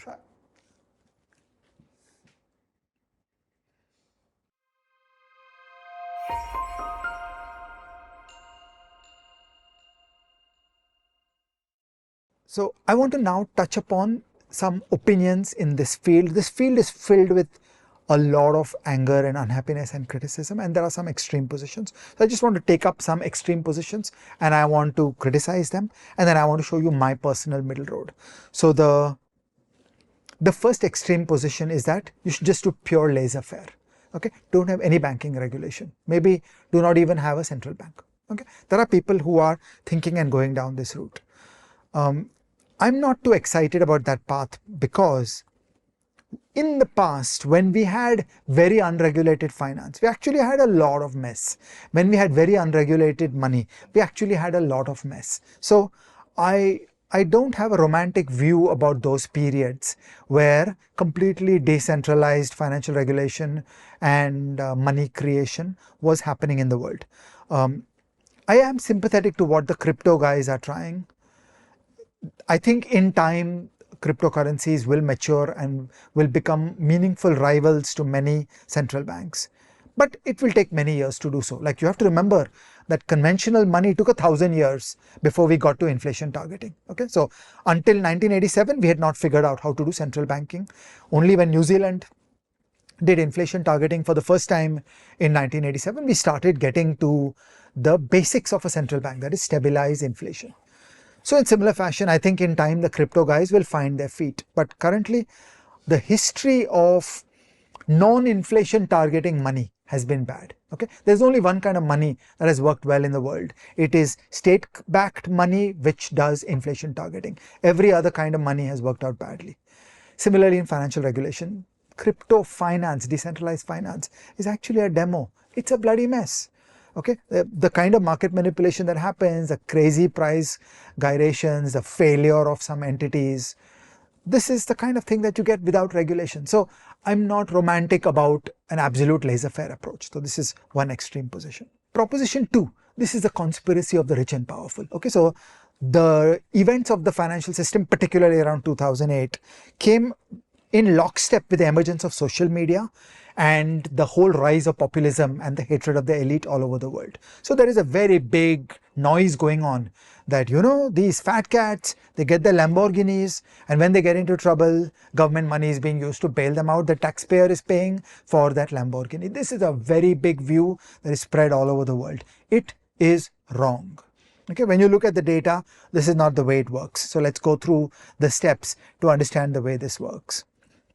Let's take the Indian story. I told you a story about UTI where some taxpayer money was used in the short term to bail out the users of UTI. But in time, when the government sold the assets that it took over, so it basically got assets from UTI, in time when those assets were sold, the government got a profit. So net, there was no fiscal subsidy to the users of UTI. So that was an example of a winning intervention when you look at it in its entirety. If you look at it narrowly, then you would think government is bailing out the users of US 64. I just want to put up mea culpa here. I had a big disagreement on this subject with M. Damodaran, who was a wise civil servant who was heading UTI at the time, and I was an academic. Later, I was in the Ministry of Finance. And I want to put this up loud and clear. Damodaran was right, I was wrong. Because when you actually played this story out, there was a temporary fiscal support. And the shares that they got in a lag of 5 years when they were sold, the government made a huge profit. Okay, now let's turn to the United States. In the United States, the US Treasury put up about $0.45 trillion under the Treasury Purchase Program, the Treasury Asset Recovery Program, something like that. There was an Indian guy, Neil Kashkari, who was heading that. Okay, and people hate this. $0.45 trillion. Okay, but in the end, when you look at the net money after all those assets were sold, the actual loss to the US Treasury was $31 billion. So the GAO report went into this, dug deep into it. And so after some years, the government sells off all this stuff. The overall loss to the US government was $31 billion. I'm going to pause for a moment interpreting the $31 billion. Next, you go to the US Federal Reserve. The activities of the Federal Reserve in buying assets at the time of the crisis were wildly profitable. The Fed made so much money out of buying assets at that time and selling them later. So when you net it off between $31 billion on the Treasury balance sheet and very large profits on the Fed's balance sheet, which gets paid as dividends to the Treasury, the overall United States government intervention in finance was profitable. It's just a populist claim that the fat cats get protected and the poor people, the taxpayers suffer. And this has been a deeply toxic message which has fueled populism all over the world. And we need to be clear in saying this is just not true. You should not look at one leg, you should look at it in its entirety. So at the time, it looked like 0.45 trillion was going into TARP. But you just have to wait 5-10 years and the whole thing gets sold off. And actually, this overall intervention of the US government in the 2008 crisis, they turned a nice merry profit. So now I say that this is a triumph of the Friedman-Bernanke program, that they stabilized the economy, they got the US out of a recession rapidly, and they actually turned a profit doing so. So I do not share the populist claim that this is a fat cat story. So Ajay, what do you call the confession of a cat? Meow kalpa.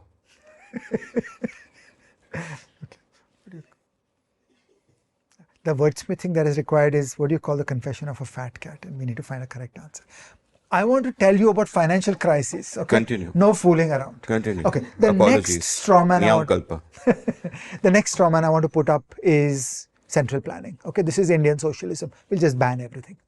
Okay, this is the dominant view in India. Financial crisis. Who wants this? Ban it. Okay, so all across the Indian financial system, you've just got one endless central planning system where everything is controlled by the government, all progress is blocked, every innovation has to be cleared by the government, and the government will block all kinds of innovation, all kinds of participants in markets are blocked, all kinds of monopolies are created. This is really costly. Finance is the brain of the economy. You need that bubbling innovation, the fire, the unpredictability, because that is what the market economy is. The market economy is not a tidy, centrally planned company town. The market economy is an unpredictable bubbling of the human heart, figuring out new things all the time. And it is deeply costly to India that we are trying to choke the wildness of the financial system. Okay, so these are my three straw men that I have put up, and I've tried to snipe at them. So what's my middle road? My middle road is that we should allow a sophisticated financial system to emerge. We should get the government out of the way. We should make progress on financial regulation. It's a messy, difficult field. Look, we did FSLRC. It will take 25 years to roll it out. We should roll it out. We should build it. We should not be waiting. Okay, so the Indian Financial Code was done in 2015. That's a full 10 years ago. So we need to be building a better Indian financial system and doing a lot more than the small percentage of the FSLRC stuff that has been implemented. That is a real regulatory reform that is required in India. Third, along the way, financial crisis will happen. Count on it.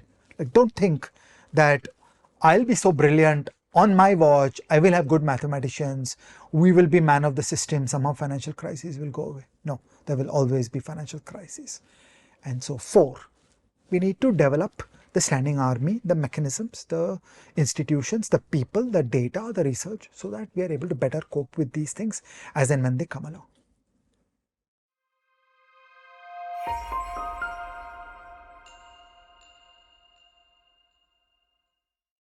So Amit, this is my helicopter tour and executive summary of how I've been thinking about financial crisis. What do you think? I love your helicopter tour. I'm going to watch this episode as a gentle reader and not as a co-host, and I'm going to take notes. No, it's very useful. And in our next episode, we'll show you how to take notes in Rome research also. But for now, so it's a masterclass. So thank you for that. We've had lots of conversations about these, but the way you put it out in this clear, cogent way, lots to learn from. I also want to offer our readers more resources to go deeper into alternative ways of thinking about this. So from the show notes, among the many resources that I'm going to link there, one of them is also going to be something, in fact, produced by a deep research report produced by ChatGPT itself, which I thought was pretty good in giving a sort of a historical background, and more importantly, in summing up the various schools of thought on it and what they thought on each of the different financial crises you mentioned. So what did the Austrians think? What did the Keynesians think? What did the monetarists think? Including what would Hyman Minsky and Ben Bernanke have thought of it individually, because I know that they are two of your great influences in this matter. In the course of listening to you also, I learned a lot. And so I'd just urge gentle readers to keep thinking for yourself, look at those resources. I have great sympathy for the Austrian view on this. And to briefly sum it up, the Austrian view on this is that all these financial crises are fundamentally caused by easy credit, by easy money being pumped out by the Fed, which comes from low interest rates. For example, let's quickly look at two of the financial crises you mentioned, 1929, which led to the Great Depression, and 2008. That you mentioned the phrase the roaring 20s. The roaring 20s are happening because there is easy credit being pumped out by the Fed. And in the Austrian view, that is what leads to what happens in 1929. Now, what happens subsequently is something worth studying. Thomas Sowell has written about this in his, I think it's in Economic Facts and Fallacies. I'll double check, but we'll link that book from the show notes. Amity Schleys has written a new history of the Great Depression called The Forgotten Man. They're worth reading. But as Sowell points out, that after the crash happens in 1929, unemployment goes down, for example, but within a few months it starts recovering. and then something disastrous happens, which is government intervention. And a variety of state interventions lead to the economy becoming worse again, and it leads to these sort of vicious cycles that we spoke of. In our globalization episode, for example, we spoke of the Smoot-Hawley tariffs and the impact that they have. And it is the case of the Austrian economists, which, by the way, is a school of economic thought. Mises and Hayek are prominent members of it. Henry Hazlitt would consider himself an Austrian economist. We did an episode on his book Economics in One Lesson, which was such a deep influence on Land Pritchett, among others. So, their view fundamentally would be that a lot of what happened actually, contrary to what was a conventional wisdom for a long time, was really the fault of the state. And it's mirrored in that confession that Ben Bernanke made in 2001 in front of Milton Friedman, as you pointed out, that it was our fault, but we have learned because of you and we're not going to do it again. This is somebody from the Fed actually saying that. And I think a lot of the narratives about the Great Depression are actually turning out to be arguable with hindsight. For example, the role of the spending, which in hindsight you call Keynesian, even though they weren't actually following Keynes, they were just spending. How much impact did it really have? Did it really do good or bad? What was the seen? What was the unseen? In our episode on economics in one lesson, for example, when I spoke about, Hazlitt's warning that don't just look at government spending and think it's good, look at the unseen effect. And as a counterfactual, you said, no, in the Great Depression, Hitler's spending actually helped revive the economy. That's not true. If you actually look at the data, the German economy was coming back to speed by 1933, before Hitler came to power.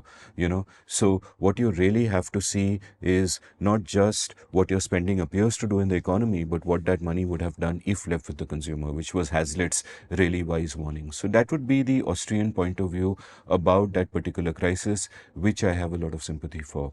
Now, if we come to the diagnosis of the 2008 crisis, it's been painted by populists everywhere as a crisis of capitalism. I don't think so. It was a crisis of the state. This has been, well demonstrated by Larry White in this great essay he wrote on it. We'll link it from the show notes. Arnold Kling has an entire book on this. And when I think about 2008, to me, it was a failure of the state. Number one, you had the problem that the Austrians would have pointed to, which was easy money for years and years under Alan Greenspan, especially, where you had that same symptom, easy money flooding into the economy. Two, you had really bad incentives. In the late 1970s, the US government came out with something called the Community Reinvestment Act, where they were incentivizing banks to give loans, housing loans, to people who would not otherwise be creditworthy. And therefore, you had an element of unwise loans being incentivized by the government, a matter made worse by structural incentives, such as the existence of the quasi-government organizations Fannie and Freddie later in the day. The incentives of the rating agencies also comes into play. All this has been documented a lot. I won't sort of belabor this point, but let's move for a moment from the diagnosis and talk about how, say, the Austrians would differ when it comes to what should be done about this.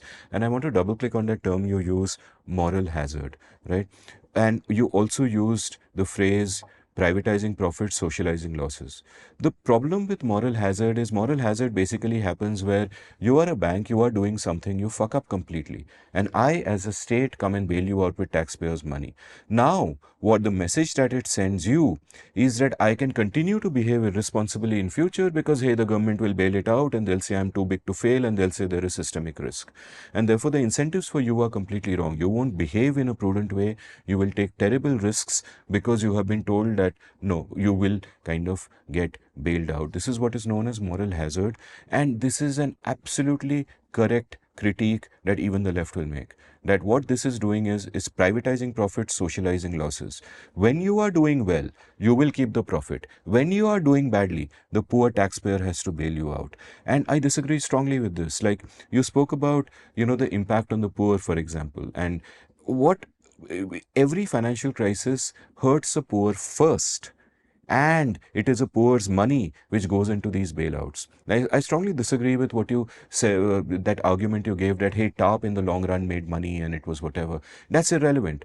My money, my taxes, not just my taxes, my domestic help's taxes, because she pays indirect taxes too. The taxes of the beggar at the traffic signal who pays a GST when she buys salt and soap.